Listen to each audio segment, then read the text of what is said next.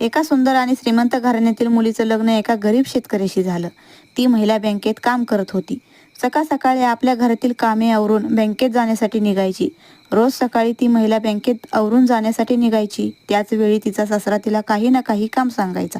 जसं की फोन आणून दे, चष्मा आणून दे. काही दिवसानंतर त्या महिलेला सासऱ्याचा राग येत होता. तरीही ती महिला आपल्या सासऱ्याला काहीच बोलत नव्हती. काही दिवसानंतर आजारपणामुळे तिच्या सासऱ्याचा मृत्यू झाला. एके दिवशी ती महिला घरामध्ये साफसफाई करत होती. तेवढ्यात तिला सासऱ्याची डायरी सापडली. डायरीमध्ये सासऱ्याने लिहिले होते की, मुली, मला माहीत आहे की तुला सकाळ सकाळी काम सांगितल्यानंतर राग येत होता, पण आपण कधीही बाहेर जाताना मोठ्यांचा आशीर्वाद घ्यायचा. त्यामुळे मी काही ना काही बहाणा करून तुला काम सांगायचो आणि त्याच्या निमित्ताने तुला आशीर्वाद द्यायचो.